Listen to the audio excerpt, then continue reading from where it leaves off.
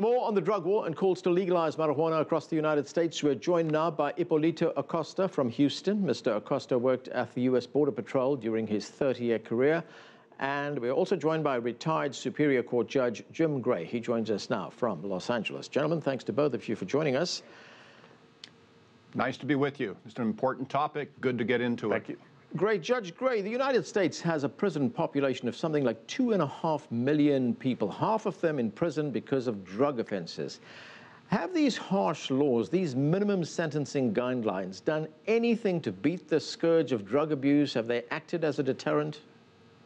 Look, I will tell you directly that our policy of drug prohibition is the biggest failed policy in the history of our country, second only to slavery. We lead the world in the incarceration of our people, many of whom, like you say, are there for nonviolent drug offenses. But it's really more than the drugs themselves, it's the money. That's what causes these problems. That's what causes juvenile street gangs to recruit young people to come in to be part of the action, corrupts people at all levels of society. It just flat out is a failure, and it must be repealed. Well, Hipolito, we heard our previous guest tell us that he has found that in many instances, black people and Hispanic people, minorities, are unfairly and unjustly targeted by these laws. Do you agree with that? No, not necessarily. I think that, you know, we certainly have to take a look at the prosecution in all parts of the country. But let's be very clear about this. There are many people who are not prosecuted for you know, minor offenses or even having a small amount of narcotics on their possessions.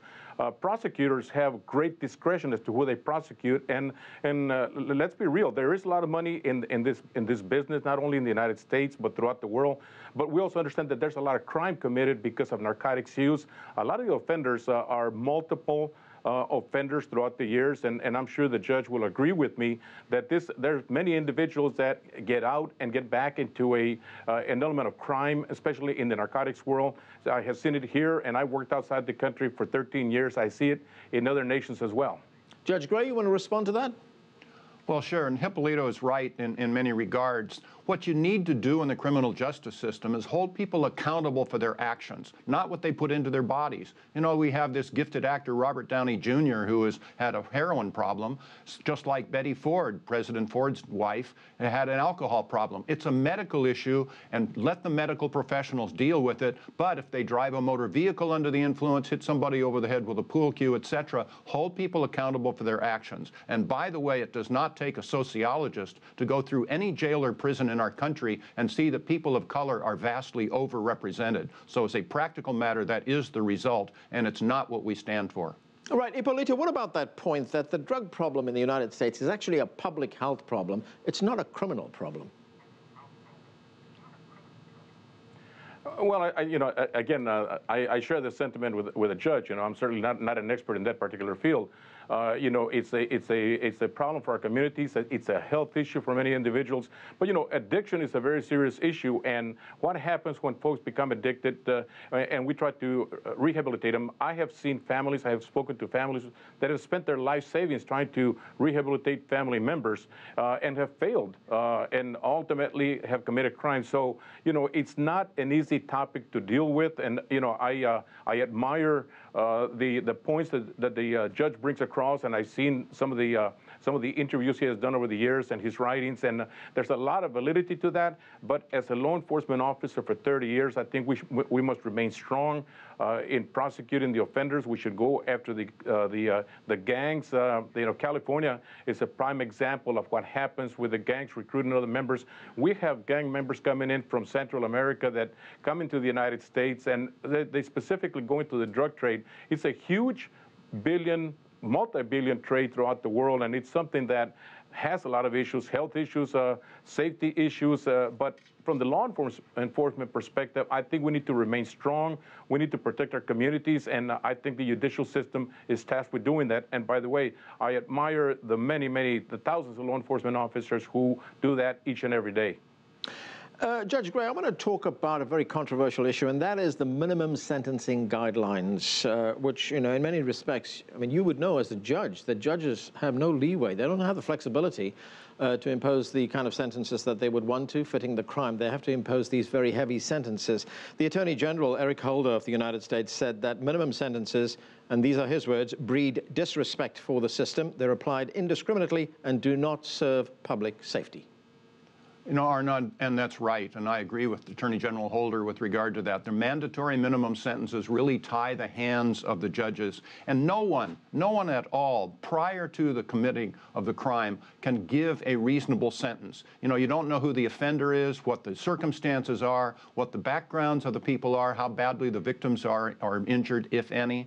But, we really need to address the issue, and Hipolito raised it. In fact, Governor Gary Johnson, when he ran for president as a libertarian, would say this: 10% of the problems are drug problems, and they're severe, and they can be addicting, etc. But 90% of the problems are drug prohibition problems, drug money problems. And Hipolito is right as well. We have a lot of very good people in law enforcement, but it's literally like standing under a waterfall with a bucket. You can fill lots of buckets with water. Wouldn't it be better to turn off the flow, take the money out of these drugs, and then you don't have the need and all these crimes being committed for that? That's what we stand for. By the way, there's a whole speakers group called LEAP, Law Enforcement Against Prohibition, with numbers of former judges and prosecutors and police officers at all walks of life that speak actively, just like I do, against drug prohibition, because that is the real nemesis here. We can do away with drug prohibition like we did with alcohol prohibition. The Al Capones go out of business on their own. That's the key. Okay, let's address that. Hipolito, these moves to legalize marijuana in many states. Let's take a listen to what former Secretary of State Hillary Clinton said about medical marijuana, and she said this during a recent CNN town hall meeting. Let's listen. I don't think we've done enough research yet, although I think for people who are in extreme medical conditions and have anecdotal evidence that it works, there should be availability under appropriate circumstances. But I do think we need more research because we don't know how it interacts with other drugs. There's a lot that we don't know. So on medicinal purposes. On recreational, states are the laboratories of democracy. We have at least 2 states that are experimenting with that right now. I want to wait and see what the evidence is. So, Hipolito, what do you make of these efforts to legalize marijuana? Well, I think that that's extremely important, that there's not enough research that has been done. And again, I take a perspective from a law enforcement officer. I'm very against any relaxing of what we do in enforcing the narcotic laws already. And I think it's going to be interesting. But I think a point that's brought out, Colorado has been one of the states up in the forefront with legalizing the sale of marijuana. And I am sure that all of you have seen where individuals have actually traveled to Colorado to smuggle marijuana to neighboring states, including individuals that have been bringing marijuana into Houston.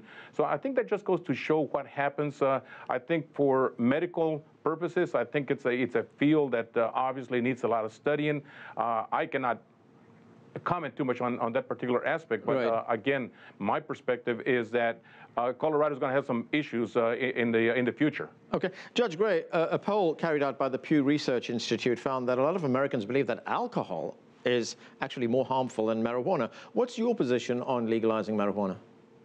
Well, it should be legalized, but it should be up to each state. We are a concept of federalism here. Allow each state to decide how best to serve and protect its people. I personally applaud the voters of Colorado and state of Washington for doing that. They're having some growth problems with it. And like Hipolito says, if somebody smuggles it into another state illegally in contravention to their laws, prosecute them.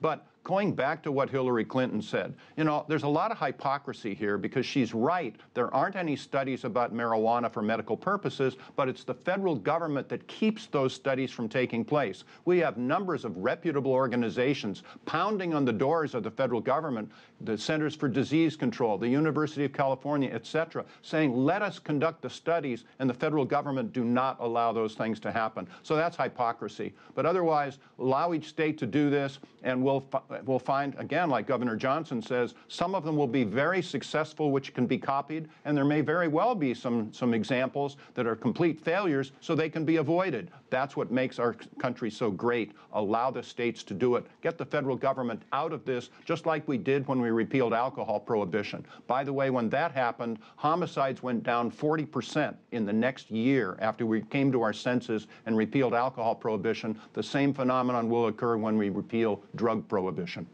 Judge Jim Gray, Hipolito Acosta, thank you for joining us.